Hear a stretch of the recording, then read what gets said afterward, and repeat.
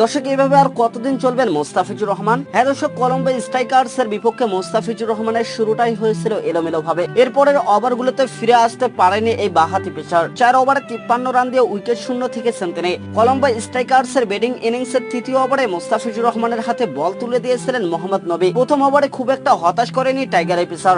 এক ছক্কায় হজম করেন 7 রান। নিজের দ্বিতীয় ওভারে দুটি বাউন্ডারি হজম করতে হয়েছিল মোস্তাফিজুর রহমানকে। খরচ করেন মোটে 9 রান। প্রথম 2 ওভার তুলনামূলক ভালো করলেও শেষ 2 ওভারে হতাশ করেছেন কাটার মাস্টার। নিজের তৃতীয় ওভারে খরচ করেন 17 রান। দর্শক, পরের ওভারে আরো খরচে ছিলেন টাইগার এই পেসার। 3 ছক্কা হজম করে রান দেন মোটে 20 রান। সব মিলিয়ে 4 ওভারে 53 রান দিয়ে কোনো উইকেট নিতেই পারেনি এই কাটার মাস্টার।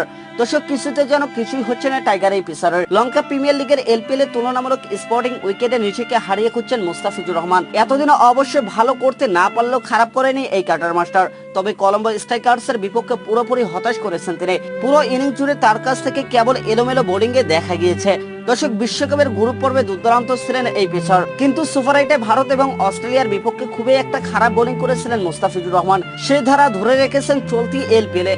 দর্শক, কলম্বোর বিপক্ষে এদিন 4 ওভারে বোলিং করে 53 রান দিয়েছেন বাঁহাতি এই পেসার, অথচ উইকেটে পাননি একটিও। 1.5 ওভারে 2 হাতে রান বিলিয়েছেন তিনি। দর্শক, লোয়ার অর্ডার ব্যাটার চামিকা করুণাত্রেও ছাড় দেননি মুস্তাফিজুর রহমানকে। পরিসংখ্যান অনুযায়ী ইনিংসের সবচেয়ে বাজে বলারের ট্যাগটা কপালে জুটেছে মুস্তাফিজের।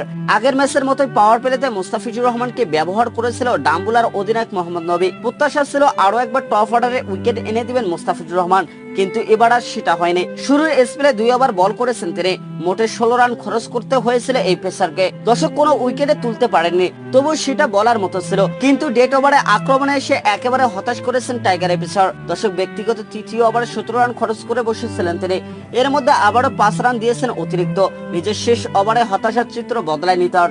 অন্যতম স্ট্রাইক বলারের এমন পারফর্ম দেখাটা যে কোনো বাংলাদেশি সমর্থকদের জন্য অস্বস্তির ব্যাপার হতেই পারে। তবু টাইগার তারকার উন্নতির কোনো চেষ্টা চোখেই পড়ছে না। নিজের মতোই যেন আছেন তিনি। এভাবে আর কতদিন চলবে সেটাই এখন প্রশ্ন।